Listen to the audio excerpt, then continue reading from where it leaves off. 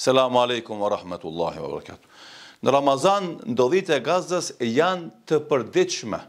Lufta është e egër, vrasjet masive, shkatrimet në vazhdimsi. Ajo që doja të ndaj me ju, e kam përmend para disa kohë, por du të përmend edhe një raport i Kombeve të Bashkuara. Nga bombardimet e forcave okupatore izraelite, 212 shkolla janë shënjesër e goditjeve të drejtë për së drejta. Shefe, do thotë, s'ka drejtat njeriut, s'ka drejtat fëmijëve, s'ka drejtat grave, s'ka drejtat kafshëve, asgjë. Shkolla, 212 shkolla janë godit drejt për së drejti nga sulmet e shtetit okupator izraelit. 53 shkolla janë shkatruar tërësisht. Do 80% prej të gjithë shkollave në ripin e Gazës janë dëmtuar dhe nuk janë më të përshtatshme për të vazhduar shkollimin.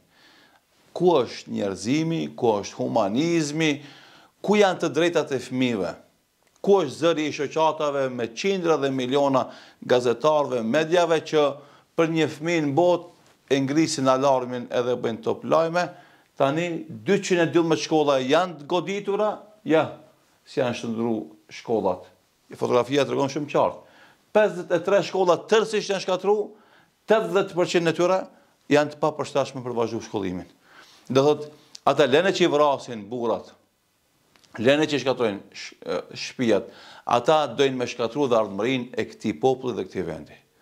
Mirë po, një send nuk duhet askush në botë me haru.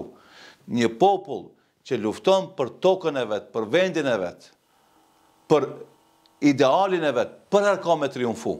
S'është më rëndësishme as gjatë lufta, a 5 muaj, a 1 vjet, a 2 vjet, a 5 vjet, a 10 vjet. Në fund, ani pse këtë bota është rreshtu, po shtetet e këtë botës janë rreshtu karshi okupatorit, zullumqarit.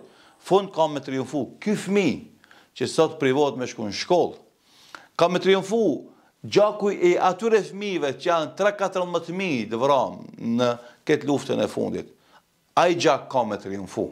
Sakrifica mbi 35.000 të vramëve, mbi 80.000 të plagosve, ajo ka me triumfu. Pse? Sepse ata janë shtëpiat e veta, janë tokat e veta, janë atë dheun e tyre. Edhe ajo që duan ata të vazhdojnë të jetojnë shekull pas shekulli, den baba den, në vatrat e tyre. Atje ku ka lindë baba i tyre, gjyshi i tyre, stërgjyshi i tyre, dhe jo të vjen dikush nga cepet e botës e ti dëbon ata.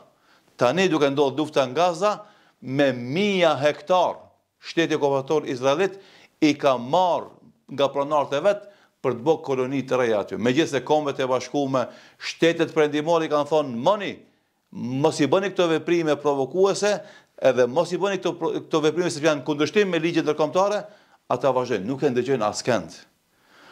Këtë kjo që ndodhi në Palestinë e nxorin shesh natyrën përbuzëse, përjashtuese, ofenduese të sionistave ka shiket njerëzimit. Merr në vesh këtë mësim, mos gaboni me përkra okupator kudo që është në botë, sepse do e psosh edhe ti për shkak të viktimave që shkakton ai okupator në vendet e larta për vendeve tona. Allahu ndihmoft popullin Palestinë, i shkatrof zullumqtarët dhe u kompenzof këto dëme dhe shkatrime me ditë lumtur dhe të mira në këtë botë, dhe ata që kanë shku dëshmor, Allahu i gëzoft me xhenet. Zoti shpërblet. Selamu alaikum wa rahmatullahi wa barakatuh.